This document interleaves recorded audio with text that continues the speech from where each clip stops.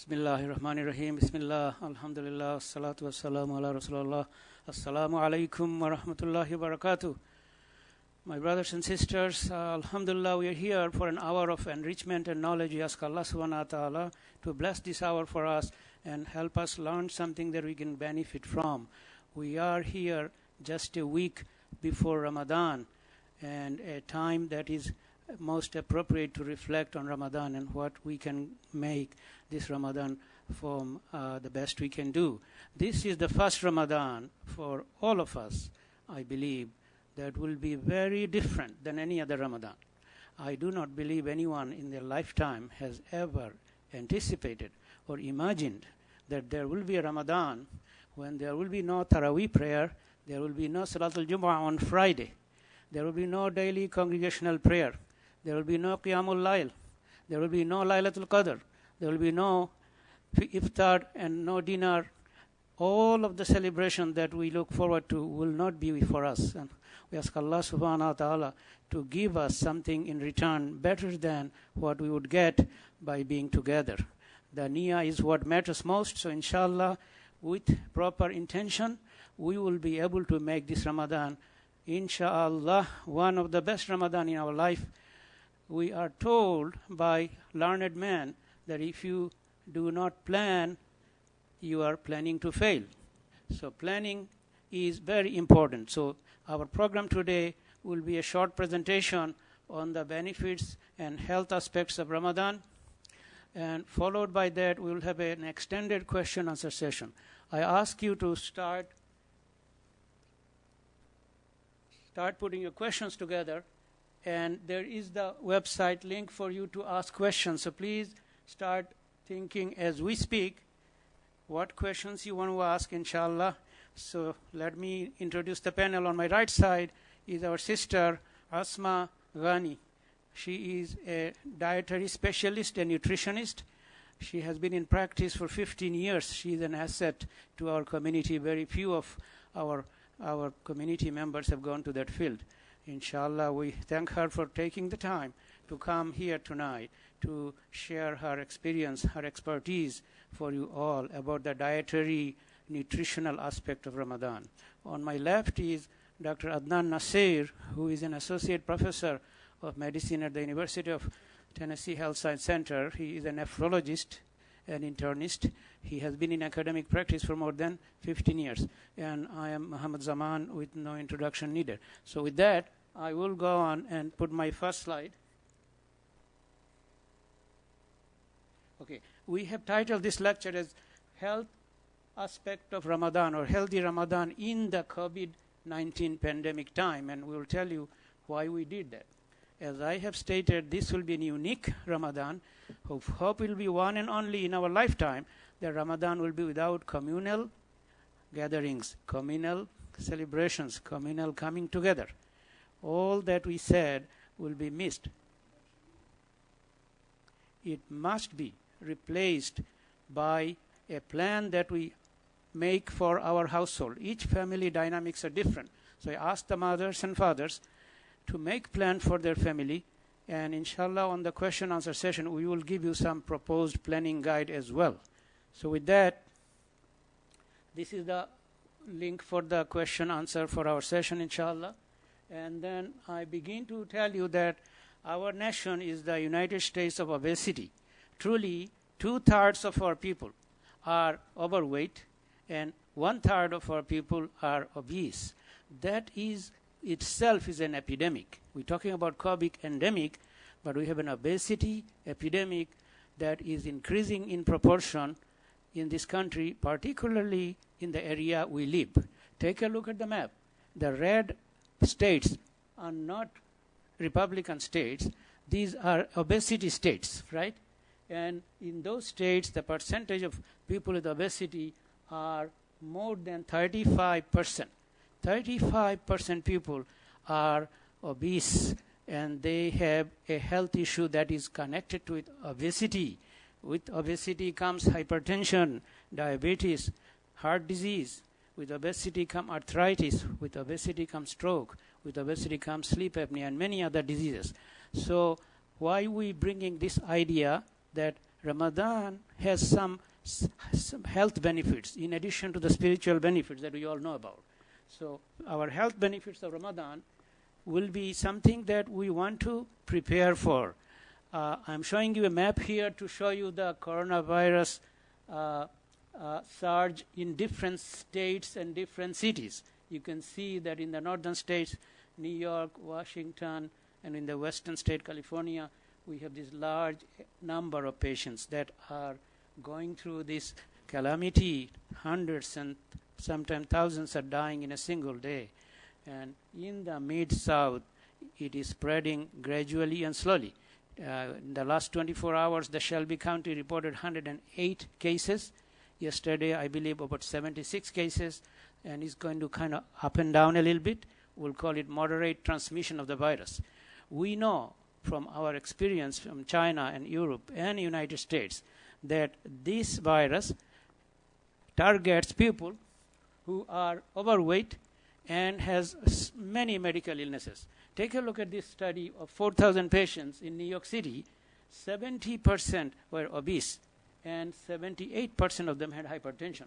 So you wonder, in the previous map that I showed you, right? In the previous map I showed you, New York is actually not the target of obesity. New York is a yellow state, which is obesity rate is 25 to 30%. But yet these numbers are coming from New York, that the coronavirus is affecting overweight patients out of proportion.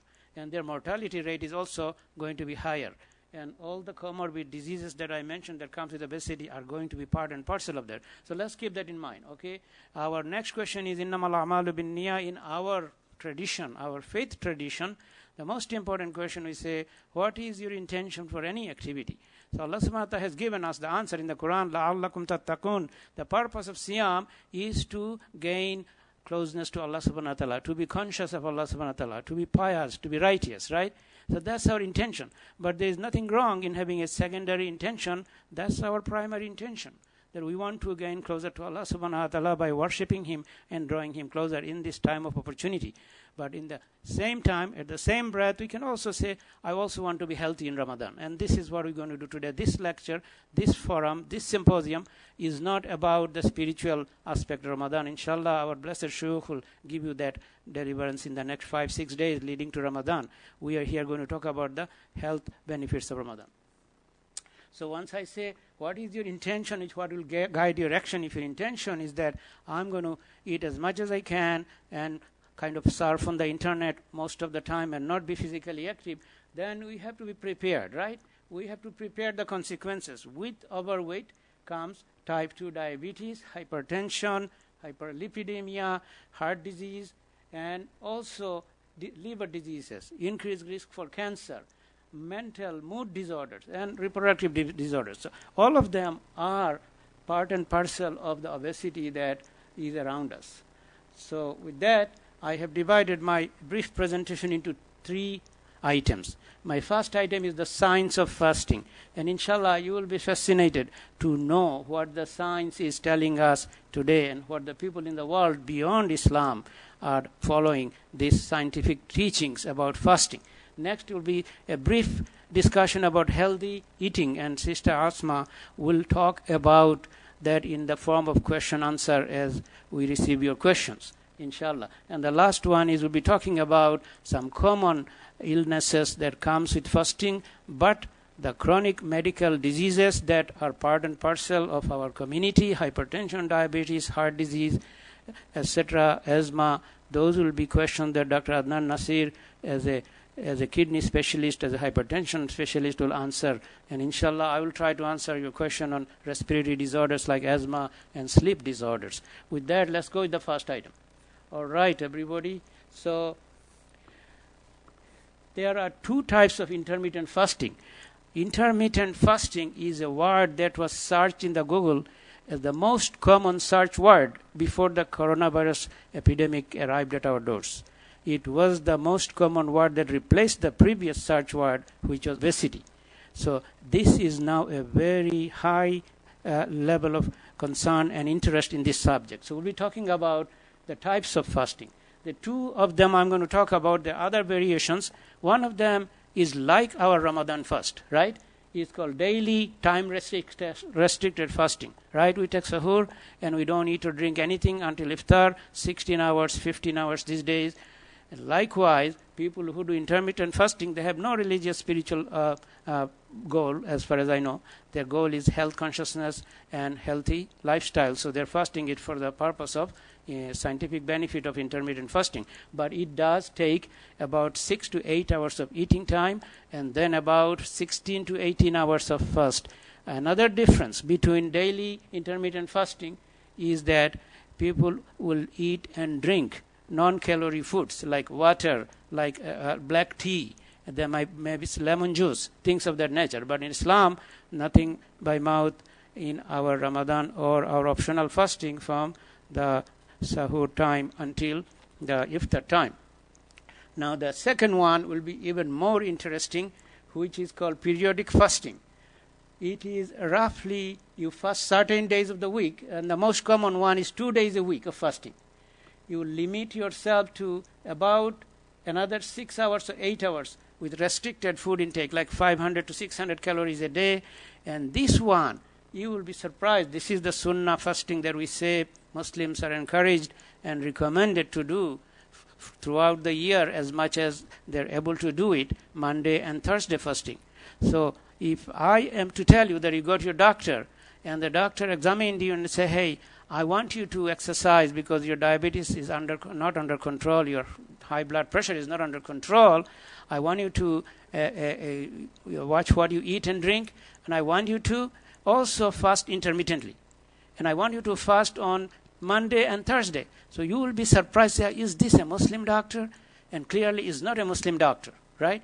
He's not a Muslim doctor, but these signs that are being prescribed today is what the intermittent fasting is all about. Twice a week, roughly, and sometimes they will fast 2 days in a row, sometimes 18 hours without food, sometimes 24 hours, sometimes 36 hours without fasting. So this is our Ramadan type fasting, where we take about 16 hours of no food and no drink, and then after the sunset we eat and drink appropriate food for about 6 to 8 hours, of course in the evening and in the end of the night, where we do our sahur before we begin our fasting day. So this is the daily fasting. And then the other one is that intermittent fasting. Look at that. It shows the 7-day calendar as a vertical bar, and on the left is Sunday, day 1, and Monday and Tuesday, Wednesday, Thursday, Friday, Saturday. Look at the highlighted yellow bars. It is literally Monday and Thursday, isn't it? Day 1 is Sunday, then Monday, Tuesday, Wednesday, Thursday. This is not a Muslim drawn graph. This is a mainstream graph that I picked from the resources. So this is what people are suggesting, that you fast 2 days a week, roughly 16 hours, sometimes 18 hours, and you take food after that. But as I said, there is a difference between our fast and their fast. When we're in the period of fasting, we do not eat, drink anything, but they're allowed to do more. Both forms of fasting has been scientifically proven to be beneficial. I'm going to go over some of the body changes in fasting. The body response to fasting depends on the length of the fast. We said our fasting these days are about 15 to 16 hours. So when we take sahur at about 4 o'clock these days, fast forward about 8 hours, 4 o'clock to 8 hours, 12 noon, and then fast forward another 4 hours. By about 4 o'clock, your body will have utilized all the glucose stored in the liver and muscles in the form of glycogen, and about ready to switch the gear to a state called the fat burning stage. At that time, if you are able to have some activity, physical activity, your chance of burning the fat will even increase.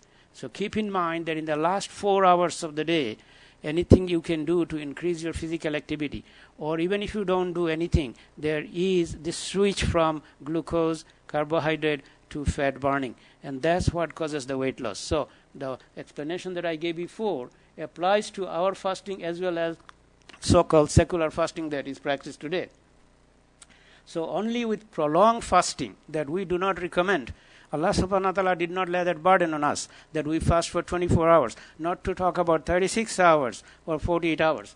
So if the people who are trying to lose weight and stay healthy continue to fast, beyond 24 hours, 48 hours, the body will then switch from lipid or fat burning to protein burning. Or at that time, you'll begin to release protein from the muscles. And that is the stage we call starvation. Starvation is not recommended. It can lead to loss of muscle mass, emaciation, extreme weakness, and deficiency in the immune function, and in some cases may eventually lead to death. All right. So I want to take a moment to ask you a question. If I have a light bulb on for 24 hours, and it is left out day after day, week after week, and month after month, and no one turns that switch off, the light bulb is going to run out at some time. Such is the example of our cells. If we continue to keep the light on our cells, keep on giving food, the cells kind of get exhausted. And there are now very high quality research on the cycle of life or life cycle of cells. Telomerase reaction, telomerase mechanism there can be a damage to the telomerase chains, and the cells can die out. So it is now known that fasting can restore that mechanism or cellular integrity or cellular life, and may even lead to longevity, which we'll show in a minute. So here is the recommendation from one of the professors. This is Professor Matson, who wrote the article in New England Journal of Medicine, the most prestigious medical journal in this country, and he's a professor of neuroscience at Johns Hopkins. Say, we are at a transition point when we would be recommending intermittent fasting alongside the standard advice about diet and exercise. So back to my example. You went to see your doctor for your diabetes and hypertension, and after reviewing your medical records and examining you and reviewing your medication, doctor say, I want you to do the following. And the doctor advises you to become more physically active and also watch what you eat, but also say, I want you to consider intermittent fasting. This is where the science is moving. As Muslims, I want all of you to be proud of that fact, that the science is leading to the Sunnah. Science is leading to the Quran. What Quran made an injunction to Muslims was often seen as an imposition, was often seen as a constraint, was seen as a restriction. And oftentimes Muslim, out of ignorance, right, think that Sunnah is too hard to follow. Today, the scientific community is saying, this is the way to go. This is the best way to go. Oh, Muslims, think about it. Your religion is ahead of the scientific discoveries by centuries, by millenniums. So with that, I'm going to move on to my next subject. Another amazing piece of advice. This is about eating healthy, and as I say, Sister Asma will answer your question, diet and nutrition. She also has a lecture set for MIC, I believe in the next week before Ramadan. You will be notified where she will be able to give more information about dietary advice, and I want to make sure all of you take into account of her upcoming lecture on Ramadan preparation and nutrition.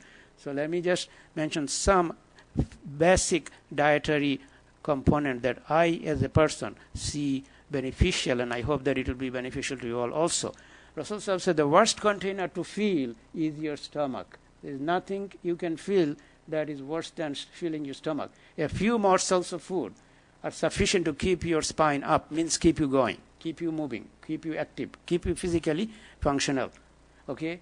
But if you must eat more than, right, then take a third to fill with food, take a third to fill with water, and leave the third for air or passage of breathing. So when the breathing happens, the diaphragm goes down, the stomach is sitting right below the diaphragm right here, and if you fill it up, you can't even breathe. So overeating can lead to a discomfort, and something that our Rasulullah Sallallahu Alaihi Wasallam recommended that we follow. It's an excellent sunnah. Nobody can really know what is exactly one third, but you know what is less than full meal, right?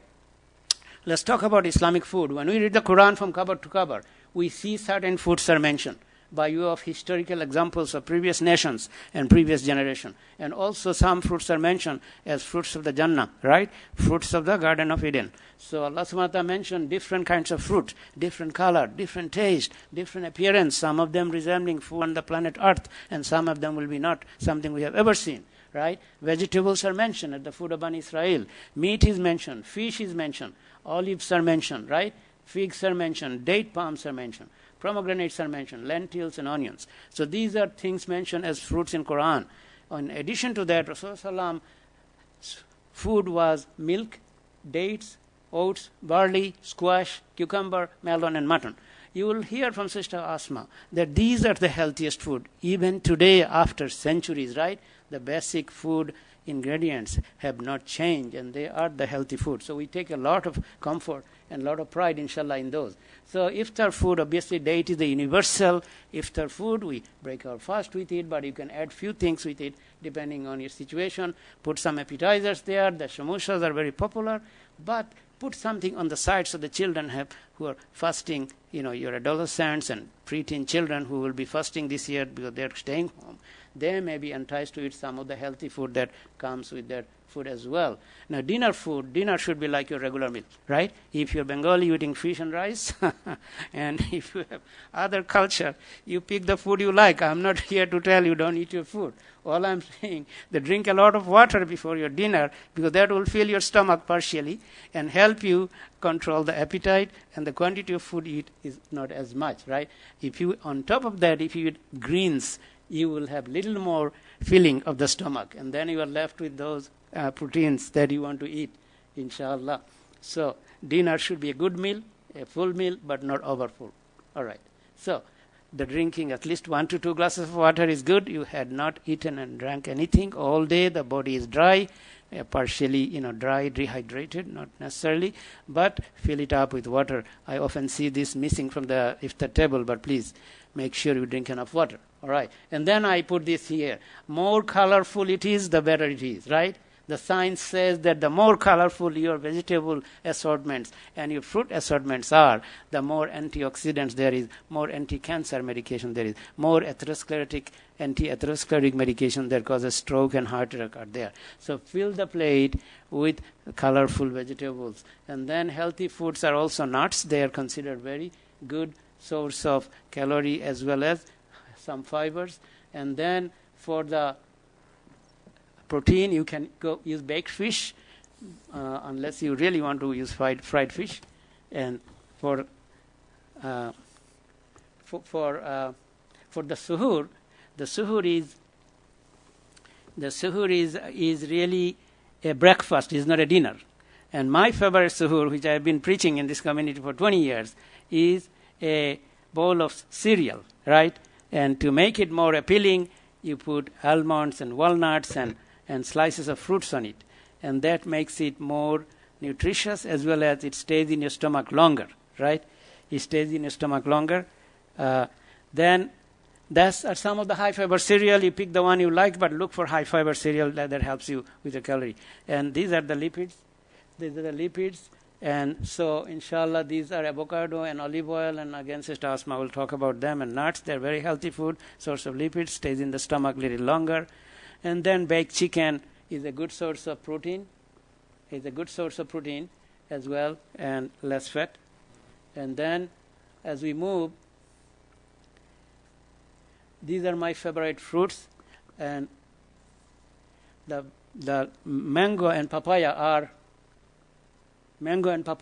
really some of the fruits that really gives you a lot of fiber, and as well as they're nutritious, they're delicious. This is the part of the season where mangoes and papayas are available as well. So I'm going to go about my third item, if I can.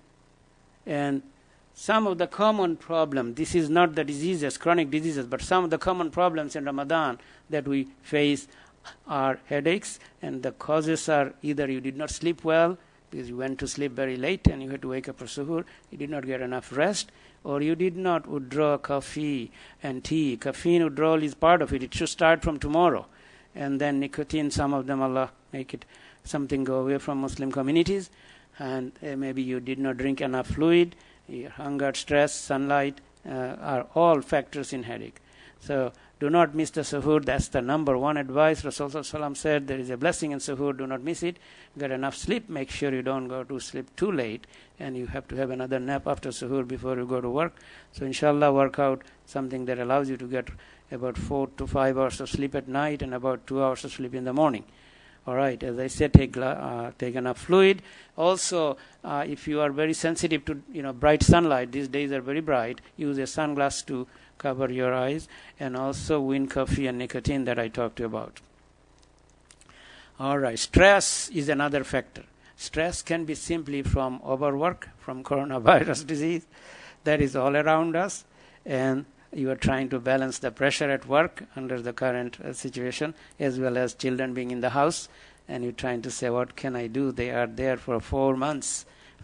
So it can also be part of withdrawal from coffee, nicotine, and change of a daily routine. You used to sleep at certain time, wake up at certain time. In Ramadan, you wake up earlier because you have to do, inshallah, tahajjud. You have to, inshallah, do suhoor before Fajr, and then you have to pray Fajr. So those can affect your stress, and the remedy are eat your suhoor on time, again hydrate, increase your sleep, avoid bright sunshine, avoid exhaustion, control your anger, and avoid overcommitment. I don't know how you do that. So basically we covered 3 things today. One was the science of fasting, and we took it from our religion, from Quran and Sunnah, and went to the scientific studies that has come home for the last 10-15 years, beginning to become standard recommendation for intermittent fasting, whether daily or periodically. And as we say, both are Islamic practices. One is obligatory, the Ramadan fast, and the others are recommended. And I personally, after I reviewed this material, I'm very motivated to, inshallah, try to consider fasting after Ramadan. And I like you to all think about it and see how it can benefit you as well. Being mindful of our primary goal of Ramadan is to have taqwa, inshallah, and Allah's consciousness. The goal is to increase our closeness and nearness to Allah subhanahu wa ta'ala. But the science of it will allow us to know how to fast, why we fast. We want to increase our taqwa. How we fast, we use the science of fasting to improve our overall physical, mental, and spiritual well-being. And with this, we hope we can maximize our gain from Ramadan and minimize our health problems. Inshallah, this is the end of my presentation. Before we take your questions, one more time, we ask you to ask questions that are pertinent to these topics that we covered, but ask questions that we will try our best to answer it for you. Recognize that this is a very difficult time for Muslim communities, and also the children being home adds certain layer of challenges. We'll try to give you some advice through question answers. So with this, where are the questions, so we can see how we can get to the first question.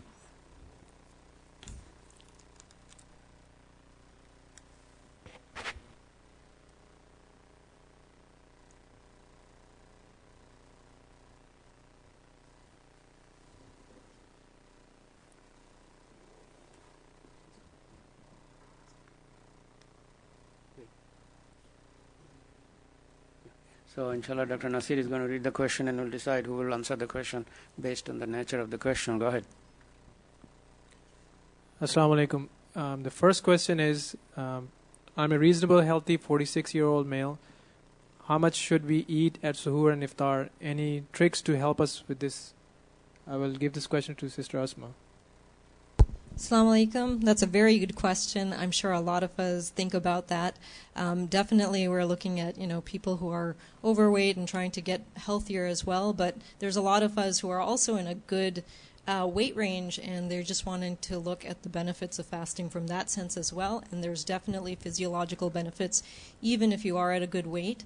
In terms of fasting, if you are at a healthy weight, I think the goal really would be to kick your body into something called autophagy, which basically means that what we want to do is we have a primal activity in our body. So as soon as we start fasting, our body kicks into a detox cleanse, and when we're keeping our stomach empty for a long period of time, what happens is that it gives us time for our body to rest, and it causes our cells to actually produce more growth hormone, which will encourage it to then repair and kill off some of the older cells that are not so good. So I think in terms of even if you are at a healthy weight, you do want to minimize your intake. you would probably still stick with your standard, 500 to 600 calories.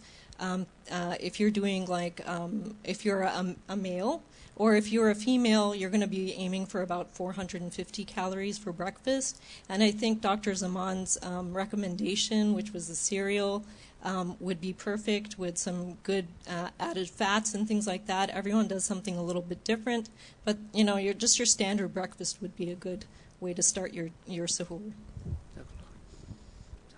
Jazakallah khair. The next question I'll ask Dr. Zaman to answer. The question is, can sleeping less in Ramadan negatively impact your metabolism and immunity? Okay, that's a good question. Sleeping less anytime will negatively affect your metabolism. Actually, people who are deprived of sleep, certain hormones are secreted from the body which increases your hunger and makes you eat more.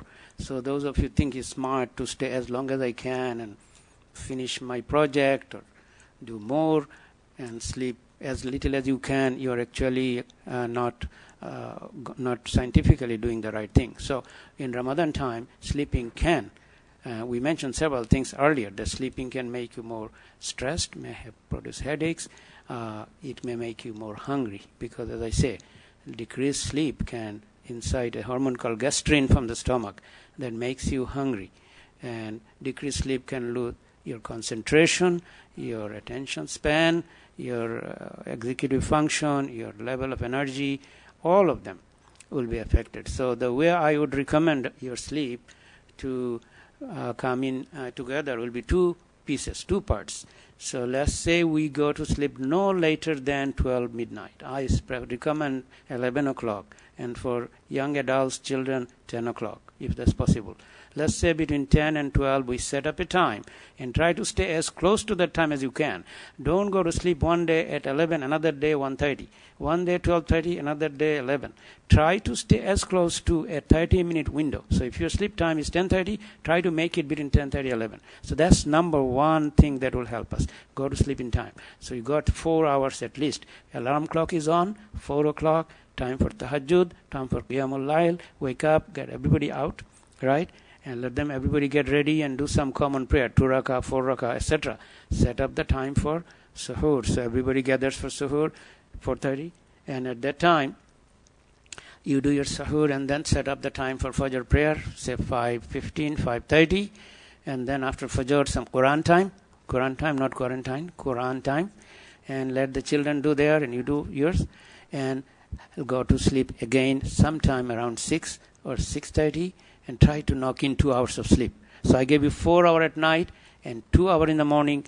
For the young adults, it has to be 4 hours at night, 3 hours in the morning.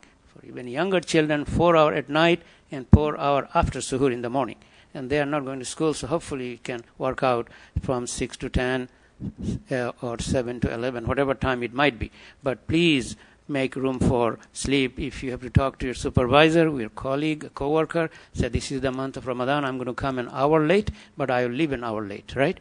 That could work. So do not compromise sleep time. It will compromise your spiritual and physical well-being of Ramadan. It will cut down into the best Ramadan you can have. Jazakallah khair. Jazakallah khair. Another question about the immune system. Sister Asma, what types of food would you recommend to boost the immune system? Jazakallah khair. Some very good foods, definitely from the Islamic perspective. There's honey, which we always recommend is really a good, especially this time of year with the seasonal allergies as well. Honey is a great type of food. It is a simple sugar, which means it will increase your blood sugars a little bit, but if you're mixing it in something like milk or having it in your cereal, that would totally be okay. Vitamin C, definitely. Vitamin C rich fruits and vegetables for sure. But even if you wanted to take like 500 milligrams of vitamin C, as a supplement, that would be fine as well. But any of your colorful vegetables, fruits, all of that stuff is going to be really, really good. Your tomatoes are also high in vitamin C, so vegetables as well do have good sources of vitamin C. Again, there's so much goodness and nutrition in food itself, so it's always good to kind of aim for, getting your intake from food first. Jazakallah khair, Sister Asma. On my presentation, I did not emphasize that immune function. Fasting seems to improve immune function also. Just wanted to add that up. Fasting itself seems to improve the body's resistance to infection and stress. Jazakallah khair. Sister Asma, what is your opinion about dates? How much sugar is in dates and how many dates one should consume? So with dates, it kind of varies depending on the size of the dates that you're eating, because you can get smaller dates versus larger size dates. Generally speaking, a serving of dates is about a quarter cup. Any dried fruit would be a quarter cup as a serving, which roughly, depending on the size of the date again, would maybe be 1 to 3. And since Sunnah says we should be eating odd numbers, probably I would say 1 to maximum 5 would be a good place to stop. 3 is ideal. But it has the same amount of sugar as any other fruit, but the really amazing thing about dates is that it's very high in fiber, it's a really good source of iron, and it's a really good food to open your iftar with, because as Dr. Zaman mentioned, we are going to use up our carbohydrate stores throughout the day, and our blood sugars are going to be starting to, get lower. So a good way to open your fast is definitely going to be having some of those dates. Inshallah. Jazakallah khair. One more question for you, Sister Asma. Would you recommend any type of special diet, for example, keto diet or any other diets during Ramadan to try to control the weight?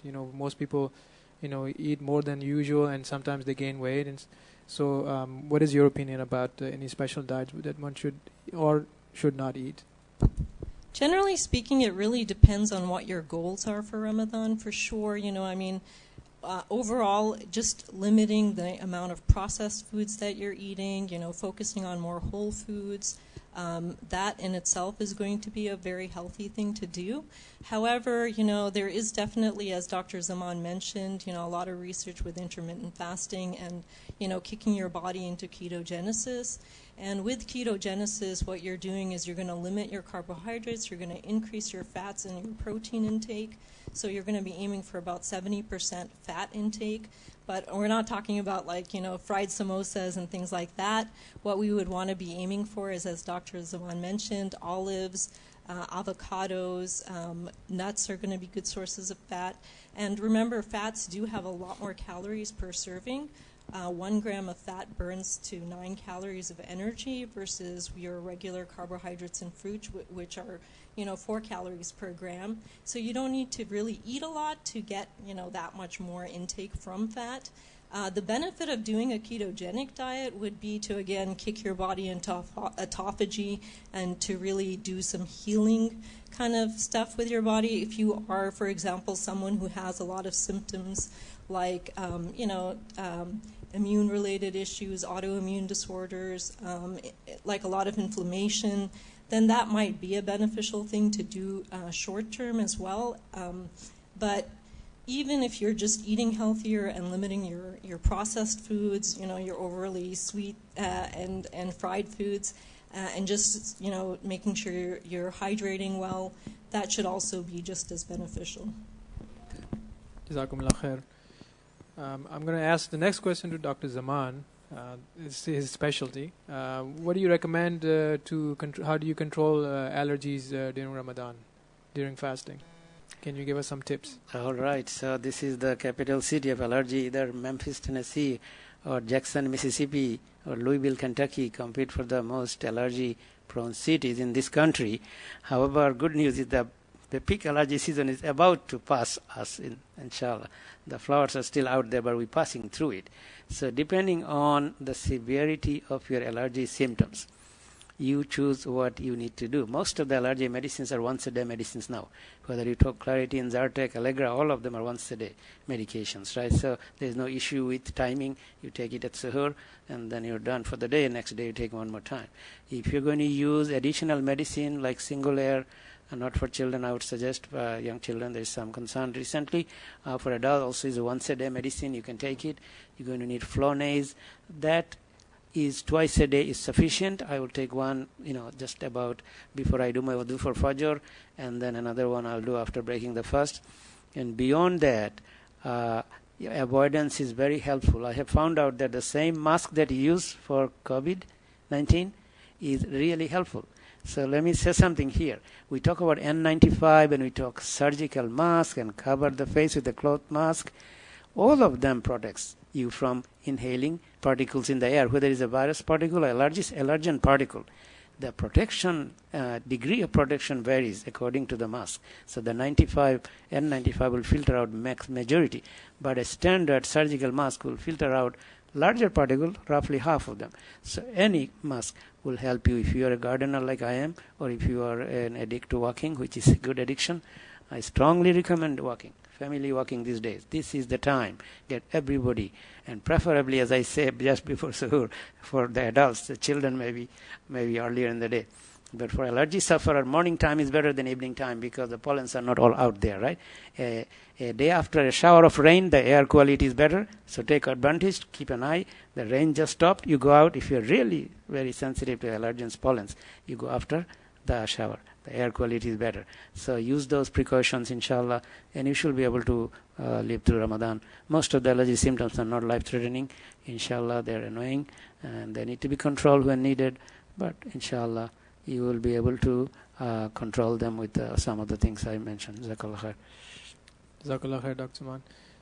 Zaman. Sister Asma, one question for you. What do you recommend for diabetics that will be fasting? How much carbohydrates should they consume? Okay. In terms of diabetes, really, it really depends on how well controlled your diabetes is and what medication you're taking. That's going to vary, as well as if you're like male or female. But generally speaking, as long as you're choosing low glycemic index, which basically means that they're going to be high fiber foods that are not overly processed. So rather than your white bread or your white pastas and things like that, if you're choosing like whole grains, oats, those kind of carbohydrates are going to be beneficial. Generally speaking, we're aiming for about 2 to 3 servings of carbohydrates per meal and 1 to 2 servings of carbohydrate per snack. And a serving of carbohydrate is either like a slice of toast, half a cup of rice or pasta, or any other, grain type carbohydrate.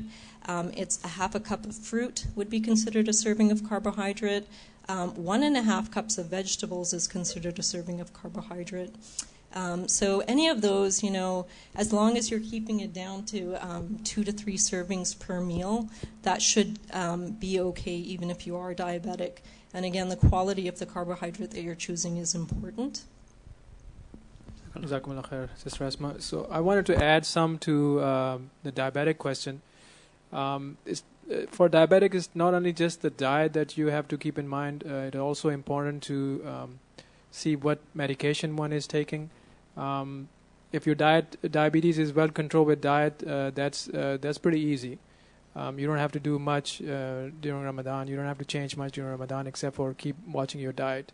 But if someone is taking medications, for example, they're taking tablets or pills to keep their diabetes under control, you have to think about reducing the dose of your medications and also changing the timing of your medications. Sometimes you can take medications twice a day, and it's easy to take twice a day medication during Ramadan. You can take it in the morning with suhoor and then take it after iftar. So that is pretty easy. If you're taking insulin, again, that could be anywhere from some individuals might take 1 injection a day, others might take 3-4 injections a day. So the recommendation is usually to reduce the amount of insulin that is taken and take it less frequently. You will skip the insulin that you take for lunchtime because you're not eating lunch, so then you don't need to take the lunchtime insulin dose. The dose for the morning time typically is reduced anywhere from 25 to 50% because you will be skipping lunch, so your blood sugar will drop if you take your regular dose. The evening dose of insulin should typically remain the same or maybe reduced by 10 to 15% because that's the biggest meal of the day. So another important thing is that make sure you talk to your doctor before you start your Ramadan make sure that your diabetes is well controlled and it is safe for you to fast. You have to be careful about low blood sugar attacks. You have to know what the symptoms of low blood sugar are, and if you develop any of those symptoms, you should eat something, consume something that is loaded with sugar so that you can bring your blood sugar down. So low blood sugar can be pretty serious. Okay. Sister Asma, do you have any tips for diet for children, young children, 10 years or younger, that they just started fasting, they're learning how to fast? What do you recommend? What type of diet should they be using? That's a very, very good question. Actually, for children, generally speaking, as adults, we're their role models, so this is a great time for them to be learning healthy habits. They should really be just following your lead in terms of what they're eating. So again, you want to have a good variety of, first and foremost, aiming to increase their fruits and vegetable intake. I know children are not very fond of vegetables, but, fruit is definitely also a good alternative.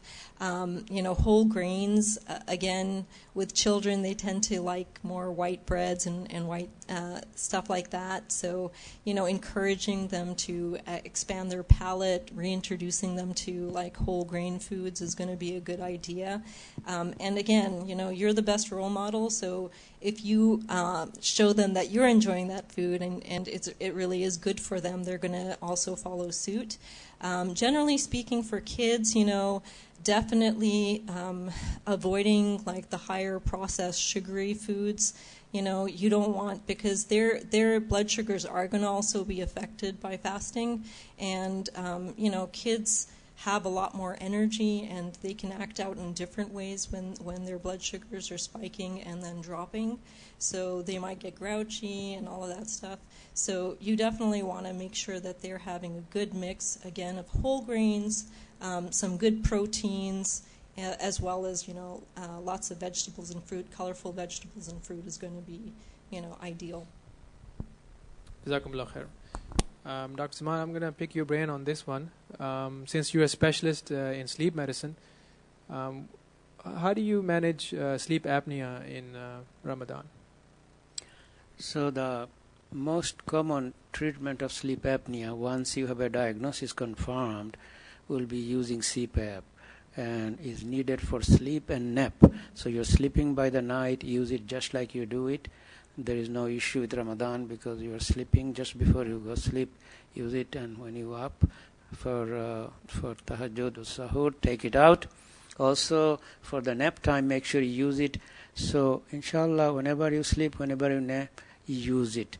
And I do not see any challenges related to it. If you lose weight in Ramadan, maybe you would not need CPAP. So aim for another benefits of Ramadan, right? Which is either remission or improvement of sleep apnea. And in the milder cases, you can even get out of sleep apnea, provided you are using judgment in your calorie intake. A typical Muslim will lose 3 to 5 pounds of weight in Ramadan. Studies generally fall into 3 to 6 pound range. But unfortunately, most of them gain their weight in the next month. So it lasts for a month and then is back again. My purpose of presenting intermittent fasting as a way of life was to tell you that is the way to go. Right? Ramadan is the beginning, is the boot camp. You put yourself in the high gear, high energy, high discipline in timing and routine. And then after Ramadan, you have the 6 days of Shawwal fasting, which is considered highly recommended. The hadith say if you fast Ramadan and then follow 6 days of Shawwal, your reward is as if you fasted the whole year. So now, if you continue it after Shawwal and continue with the rest of the year, 1 day a week or 2 days a week, Monday, Thursday, inshallah, you will not gain weight. So I think sleep apnea question is your sleep apnea treatment will not change because of Ramadan. Jazakallah khair. Jazakallah khair.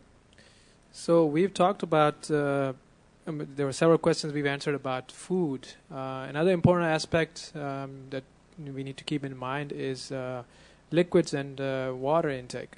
It is extremely important to keep yourself hydrated during months of Ramadan. The best liquid to drink, in my opinion, is water. You should try to avoid any type of drinks that have sugar in them. And most of the juices that they sell, packaged juices, they have lots of sugar in it, and that's not good for your health. It will cause your sugar to go up. It will make you gain weight, and also will make you actually thirsty. So it's better to drink water as much as you can. So use that time between iftar and suhoor. Drink as much water as you can. Another way to replenish your water is to drink foods that are rich in water content. They have high water content. For example, different fruits, watermelon, melon, any other fruits that are rich in water. Those would be good, especially at iftar time. You can consume those. That will give you sugar initially, since you have been hungry for all day, and also will replenish your water reserves. Sister Asma, do you have any comments on that, on liquids? Yeah, I think, as you said, like water is definitely the preferred, fluid. But yeah, definitely some other things that you might want to also incorporate is like bone broths, and coconut water is a natural electrolyte balancer, so that's really good as well, a good iftar kind of drink. A good way to open your iftar too after having some dates is to have a bowl of soup, because again, it's going to fill you with some fluid. It's going to rehydrate you. It's also going to prevent you from having a really spike in your blood sugars from going like really low to really high, which can also cause headaches as a side effect, make you feel really sleepy. So you want to try and keep your iftar very light, and one way to do that is again by having your fluid in the form of soup and things like that. Jazakumullah khair. Dr. Zaman, this question is for you. Do anti-allergy medications cause dehydration? Is it sufficient to just take honey to cure allergies? Wallahi, I would have to say that if it worked for you, yes, use it for whatever intention you use, and inshallah, Allah subhanahu wa ta'ala says in honey there is shifa, so it could be shifa for everything. But if you are not able to control your allergy with honey, then you seek medication remedies. Avoidance is one of the best, as I say, and avoidance works well, as I said earlier. So try to avoid food that causes allergy. Of course, that can be very serious, and environmental allergens that we have all around us right now, pollens and everything that we breathe in. So honey as a remedy, everyone will recommend, inshallah, as a starting, but if it does not control your allergy, then seek other remedies, inshallah. Jazakallah khair. Sister Asma, would you recommend intermittent fasting for diabetic patients? Again, that would be a very important question to talk to your physician about, because it really depends on what type of diabetes and how well controlled your diabetes is. There is definitely a lot of research that suggests that, intermittent fasting or fasting in general really does help to increase your insulin sensitivity, and it may be a good way to help you, especially if you're type 2 diabetic. And, there's definitely science that links, your weight with how severe your diabetes expresses itself. So if you are able to lose some weight, gain some better, if you become more insulin sensitive to the insulin your body is producing, that can all have very positive effects. But you definitely want to talk to your physician before you decide if that's the right avenue for you to take. Jazakumullah khair. There is another question about pre-diabetes. So it is similar to what Sister Asma said. So pre-diabetes basically means that you are at risk of developing diabetes. You don't meet the criteria for being diagnosed as a diabetic, but you do have risk factors and you are at risk of developing diabetes. So what should you do to prevent progression into diabetes? And that's important.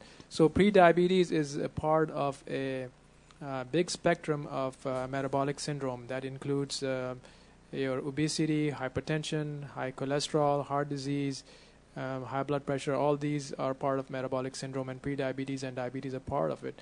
So for you to prevent your progression to diabetes, it is important that you decrease the risk factors. The risk factors, the biggest one is obesity. If someone is overweight, they need to work on reducing weight, and that may be enough to improve their blood sugar control. It can be enough to improve their high blood pressure and many other ailments that they come along with that. Diet obviously is important. You have to watch your diet. If you are pre-diabetic, you have to watch and follow the similar diet as you would be in a diabetic. Avoid refined sugars and carbohydrates that are easily digestible. So use more complex starches and decrease the overall amount of starch and sugars that you consume. So those would be important. Exercise would be important. Exercise will help you lose weight, and it helps reduce the risk of progression into diabetes. It'll help your blood pressure control. It helps your heart disease. So exercise is extremely important. Just as diet is important, exercise is important as well. And of course, the intermittent fasting or fasting and following the Sunnah of Prophet Sallallahu Alaihi Wasallam, and maybe fasting twice a week would be an excellent way to not only get reward, and follow the Sunnah, but also it was beneficial for your health as well. So that's extremely important. Those few things that you could do to help yourself from progressing to diabetes. Can I make a comment? Yeah, Dr. Zaman, you want to comment? Yeah, I just wanted to bring back the idea of fasting as a remedy for common medical illnesses, and going back to intermittent fasting, whether daily fast of Ramadan or the intermittent fasting certain days of the week, are now considered as pressing, compelling evidence coming now, coupled with dietary management, exercise, and fasting.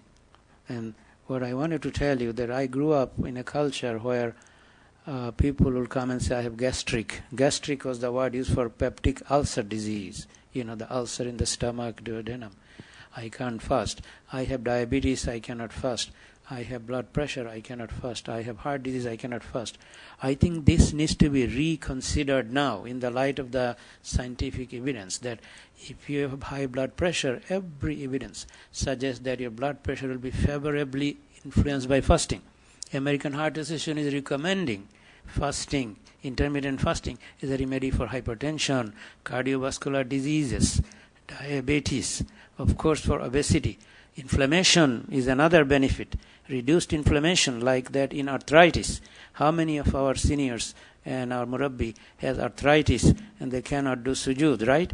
So with weight come arthritis, both at the knee joints and the hip and the back. So please, idea of this symposium was to rethink one more time that chronic illnesses may be benefited by fasting unless they're severe, right? Severe diabetes, severe heart failure, severe asthma where you have to take medication every 4-6 hours, right, etc. They are extra. And Quran say if you are ill or in a journey, you do not fast, you make it up. But start thinking about milder form of common diseases. Use fasting as a remedy. Rethink fasting as a possible adjunct to your medical treatment, your dietary treatment, your activity, physical activity treatment. And let's look at this as an Islamic benefit that Allah subhanahu wa ta'ala brought for the Muslims as well as for humanity at large. Jazakumullah khair. Sister Asma, what is your opinion about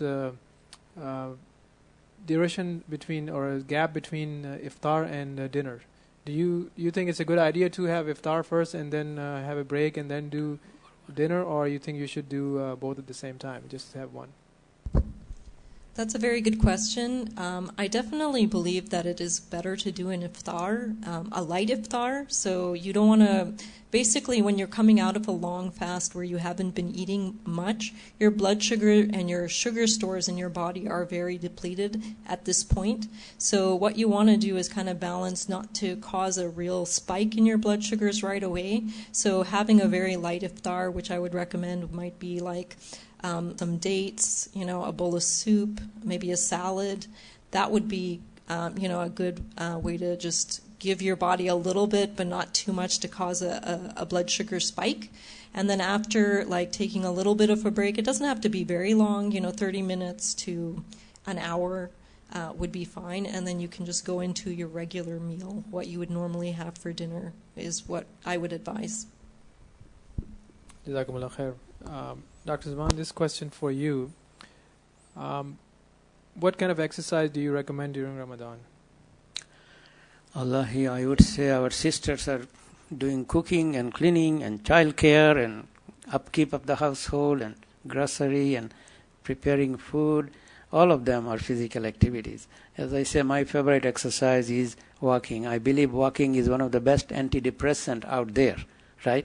I really believe that Allah has created the earth as a replica that has some resemblance to the Jannah. And it is mentioned that there are certain things in the earth, like fruits and gardens and vegetations and greeneries.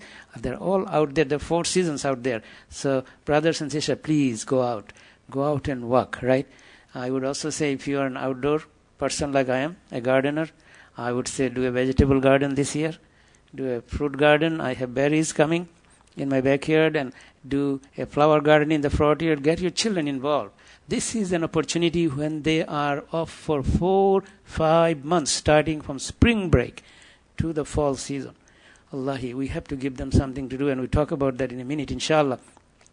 But my remedy, exercise, the daily activities, walking, gardening. I'm not asking for you to go run marathon or sprint. This is not possible with fasting, should not recommend it either.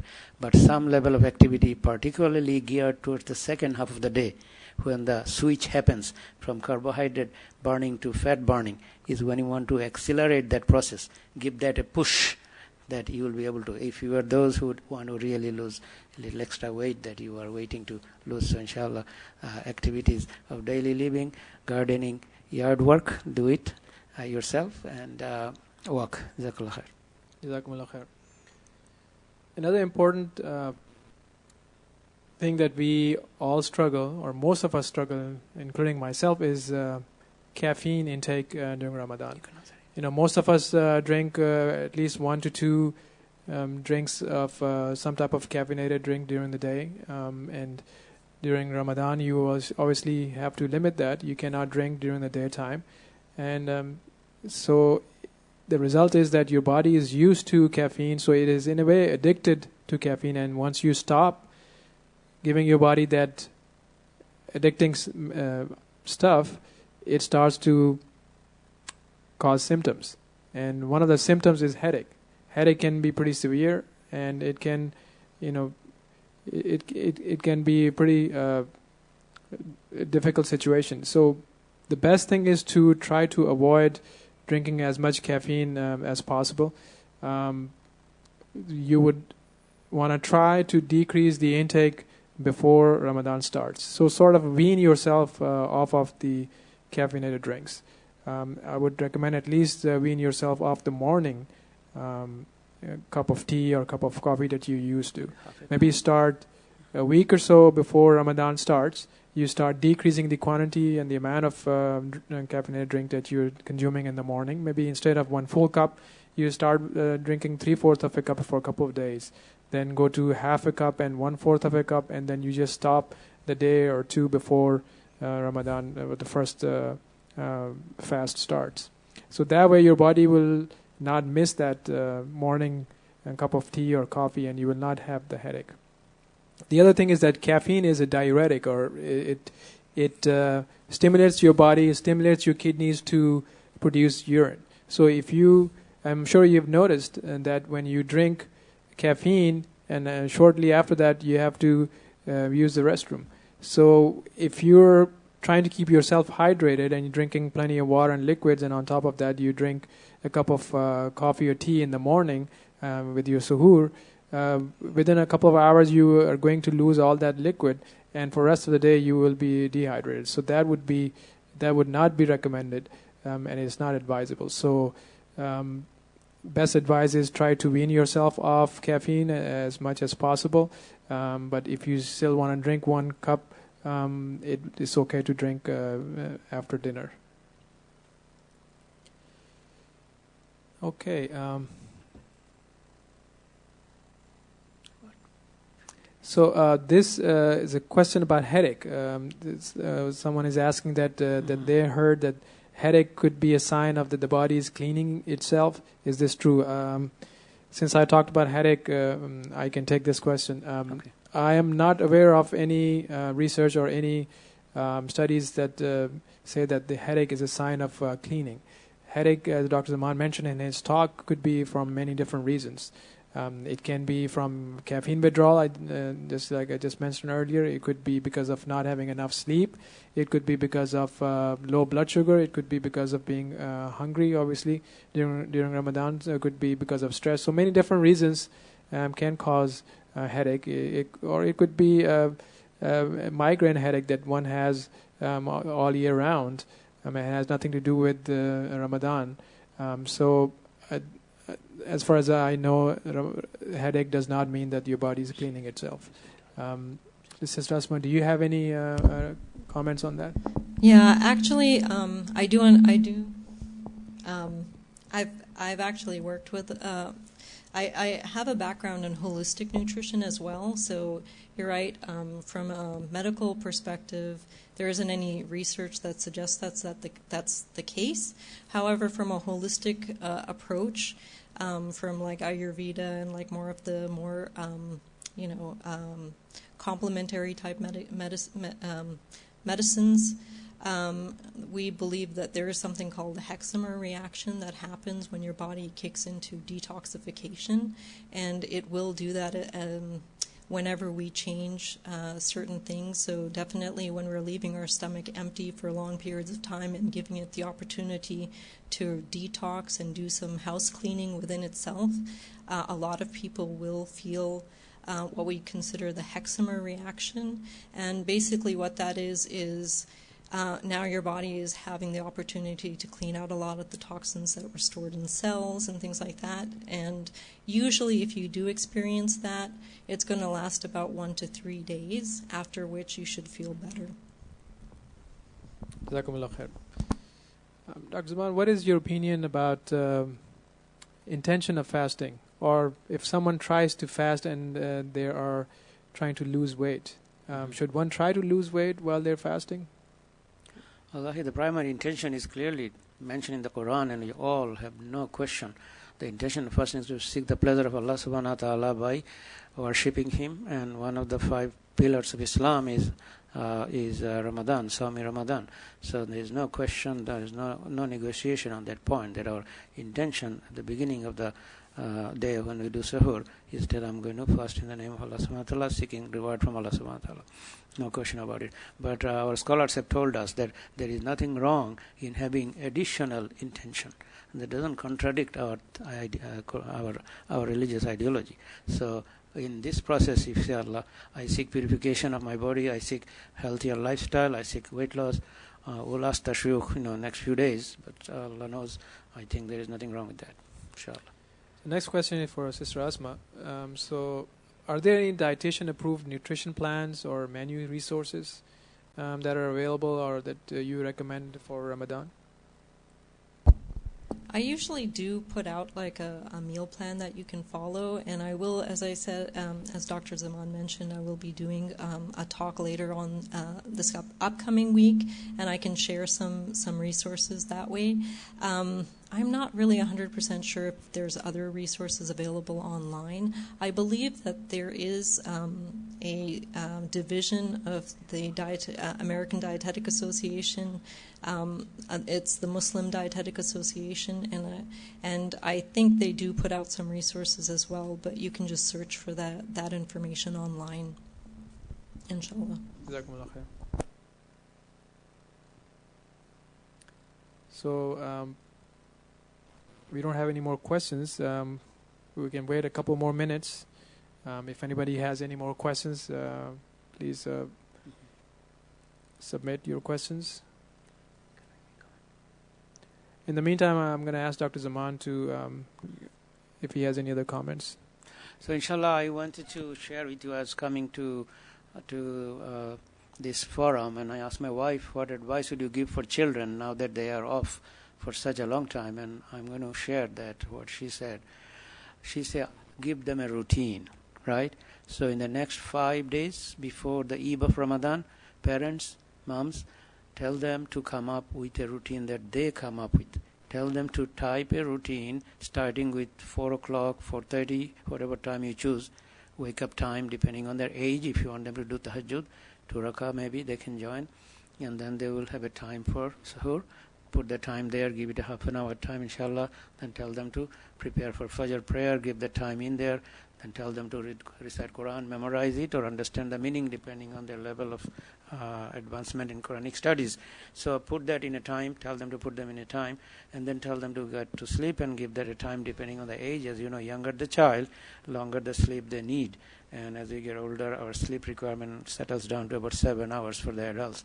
But the young adult, like a 10-year-old, is going to need 10 hours sleep, you can say roughly, and younger than that lives. So tell them to put the sleep time. Then after that, if they have curriculum, the schools are still online, tele education. If there is whatever time it is, if it is fixed time, then they have to follow that. The routine has to follow that. And then come up with an Islamic learning opportunity. Go online and see what resources are available. Quran study programs are out there. Tajweed programs are out there. Tafsir programs are out there. Sirah may be out there. A Ramadan activity, fun activity for children, put them into a time schedule. And if they need a late afternoon nap, let them have that. And then tell them to go out for sports activity, outdoor activity. Tell them to get into gardening, weeding, help you with the outdoor work as much as possible. Just tell them to walk for 15, 20, 30 minutes. Join them if you can. If you can, come from work if you can. And then let them prepare, get ready mentally to break the fast, and remind them that before the fast is broken, if they have a dua to ask, the dua is answered. So prepare them to raise their hand and say, Allah, I fasted in your name. I seek blessing for me in my life, for my parents, etc.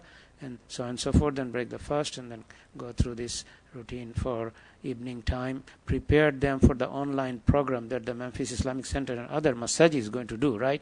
Make it a family event. Brothers and sisters, this community has put a lot of efforts in putting institutions together. And we have scholars among us. So when they come, there should not be just few of us plugging in there. Try to bring the whole family. Listen to the scholars. Be patient and you will learn, inshallah. Okay, so go with some hours of online activity. If you need an hour for COVID time, CNN, I don't know what else, set the time, but it should not be all day, turning the TV every hour, right? Follow the discipline and they will follow the discipline and stick to the discipline, but this routine will not work unless you monitor it, right? So don't make it too stringent. Don't put 12 activities in 12 hours, right? Put like 5, 6 different activities and make it a little easier at the beginning, and as they go along, you can beef it up, right? So, but I think it's a very important advice. Give them a routine. Give them something to look forward to, right? So say, I have nothing to do. I'm bored. They can't go for a summer trip. They cannot visit extended family. They cannot go to the local park. Brothers and sisters, look at the challenges our children are facing. They cannot play with the children in the neighborhood, right? This is a very constraining time for children.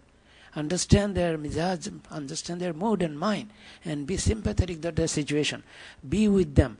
Pay attention to their needs and spend time with them. Hold them to certain accountability, responsibility. Make this Ramadan a very positive experience, inshallah, and may Allah bless you all on that. Jazakallah khair. A couple more questions. Sister Asma, what kind of food would you recommend for those that have a problem with gas and indigestion, burping, and things of that sort? So usually in terms of like gas and burping and belching, part of that is going to happen anyways because we are fasting and we're leaving our stomach empty for so long periods of time. So it has air in it, and that's going to, take up space. So part of it is expecting that, burping and some gas is going to be normal.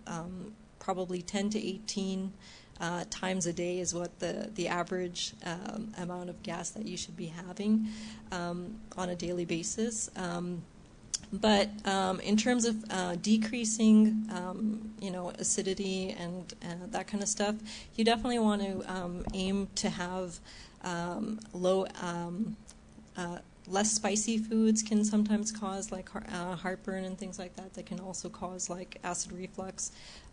You want to avoid like carbonated beverages, even carbonated water, because if you think about it, gas in, gas out, that's going to definitely cause more gas. And generally speaking, just make sure that you're not overdoing things, not overeating too fried foods, overeating food in general. Again, go for that 1/3 of your stomach food, 1/3 of your stomach water, and 1/3 of your stomach space so that you can digest.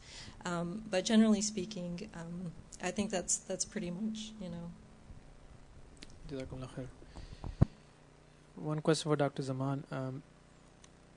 From a physician's perspective, what do you think about sleeping after suhoor? So as I said, suhoor is not dinner, is a breakfast. Half of the answer is should not be a big meal, right? So I think necessity dictates what we do. If we are sleep deprived and you have a long day of 10, 12 hours of work, you will have to get some sleep. So by the time you take suhoor and then Fajr time come, you pray Fajr and do the Quran, hopefully there's been an hour past, right? So I say allow that little time rather than jumping into bed after suhoor. And then if you have to, then go sleep from 7 to 9, 7 to 8, 7 to 10, depending on your work day. In general, a large meal is not recommended within 4 hours of sleep time, the main sleep time. So that is easy because iftar is 8 o'clock, right? And we say, what time you go to bed? 11 or 12. So you got 3-4 hours. So make the suhoor not a dinner, please. And then give it an hour or so, as much as you can, and then you have no choice but to get some morning sleep. I hope that answers the question. Jazakallah. So then this is the last question that we'll take, and I'll ask Dr. Zaman to answer this if you want to. I think our shuyukh will be able to answer this question better. The question is pregnancy and fasting. I think let us hold that question for them, right? They may throw it back to us. I think it's individual, right? And not all pregnant mothers will have to forgo fasting. Let me just leave it that way.